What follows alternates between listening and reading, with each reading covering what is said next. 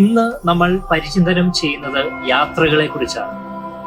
വളരെയധികം യാത്രകൾ ചെയ്യുവാനായിട്ട് ഇഷ്ടപ്പെടുന്നവരാണ് നമ്മളൊക്കെ. അതോടൊപ്പം തന്നെ ഒത്തിരിയധികം യാത്രകൾ ചെയ്തവരാണ് നമ്മൾ. അതുകൊണ്ട് തന്നെ ഓരോ യാത്രയ്ക്ക് മുമ്പ് നമ്മൾ വളരെയധികം പ്ലാൻ ചെയ്യാറുണ്ട്. നമ്മൾ കൃത്യമായിട്ട് പോകേണ്ട സ്ഥലങ്ങളെ കുറിച്ച് പഠിക്കുന്നു. അതുപോലെ തന്നെ കൊണ്ടുപോകേണ്ട വസ്തുവകകൾ നമ്മൾ കൃത്യമായിട്ട് അടുക്കി പെറുക്കി വെക്കുന്നു. ഇവയെല്ലാം ചെയ്യുന്നത് സുഖകരമായിട്ടുള്ള ഒരു യാത്രയ്ക്ക് വേണ്ടിയാണ്. വിശ്വാസികളായ നമ്മെ സംബന്ധിച്ചിടത്തോളം നമ്മുടെ യാത്ര എന്ന് പറയുന്നത് സ്വർഗോന്മുഖമായിട്ടുള്ള ഒരു യാത്രയാണ്. തിരുവചനങ്ങളിലൂടെ കടന്നു പോകുമ്പോൾ നമുക്ക് വളരെയധികം യാത്രകൾ കാണുവാൻ സാധിക്കുന്നുണ്ട്. പ്രത്യേകമായിട്ട് പഴയ നിയമത്തിൽ ഏറ്റവും സുപ്രധാനമായിട്ടുള്ള ഒരു യാത്ര നമ്മൾ കാണുന്നുണ്ട്. പുറപ്പാടിന്റെ പുസ്തകത്തിൽ ഇസ്രായേൽ ജനം ഈജിപ്തിന്റെ അടിമത്തത്തിൽ നിന്ന് വിമോചിതരായി കാനാൻ ദേശത്തേക്ക് 40 വർഷം നീണ്ട ഒരു യാത്ര നടത്തുന്നുണ്ട്. ദൈവത്തിന്റെ പരിപാലനയെ പൂർണ്ണമായി ആശ്രയിച്ചുള്ള ഒരു യാത്രയായിരുന്നു. പ്രിയ സഹോദരി സഹോദരന്മാരെ, അപ്പോൾ നമ്മൾ യാത്രകളെ കുറിച്ചാണ് പറഞ്ഞുകൊണ്ടിരുന്നത്. നമുക്കറിയാം, ക്രിസ്തുമസ് എന്ന് പറയുന്നത് അതിന്റെ ചിന്തകള്, അതിന്റെ ധ്യാനങ്ങള് നമുക്ക് കാണുവാൻ സാധിക്കുന്ന ഒരു യാത്രയുടെ പശ്ചാത്തലത്തിലാണ്.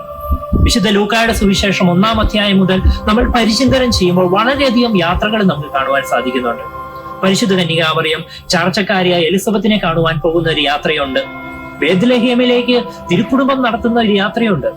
അതുപോലെ തന്നെ ബേത്ലഹേമിൽ നിന്ന് അവർ ഈജിപ്തിലേക്ക് നടത്തുന്ന ഒരു പലായനം ഒരു യാത്രയാണ്. ഈജിപ്തിൽ നിന്ന് തിരിച്ചുവരവ്, നസ്രത്തിലേക്കുള്ള തിരിച്ചുവരവ് ഒരു യാത്രയാണ്. ആട്ടിടയന്മാർ നടത്തുന്ന യാത്രയുണ്ട്. അതുപോലെ തന്നെ ജ്ഞാനികൾ നടത്തുന്ന യാത്രയുണ്ട്. ഇങ്ങനെ വളരെയധികം യാത്രകൾ നമുക്ക് തിരുപ്പിറവിയോട് അനുബന്ധിച്ച് കാണുവാനായിട്ട് സാധിക്കുന്നുണ്ട്.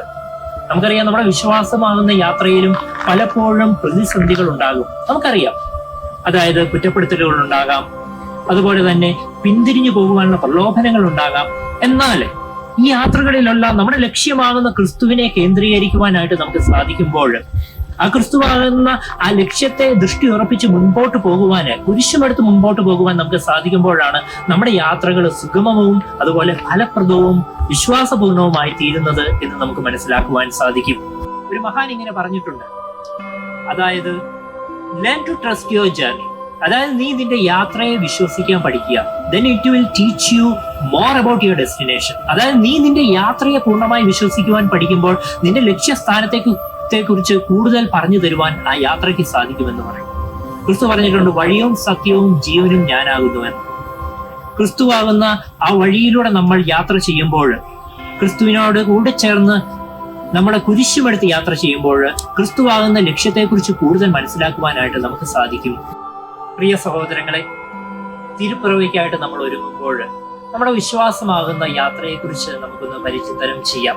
ക്രിസ്തുവാകുന്ന ലക്ഷ്യത്തെ മുൻനിർത്തിക്കൊണ്ട് നമ്മുടെ വിശ്വാസമാകുന്ന യാത്ര മുൻപോട്ട് പോകുവാനായിട്ട്, ഫലപ്രദമായിട്ട് പൂർത്തിയാക്കുവാനായിട്ട് സർവശക്തനായ ദൈവം നമ്മുടെ എല്ലാവരെയും സമൃദ്ധമായി അനുഗ്രഹിക്കട്ടെ.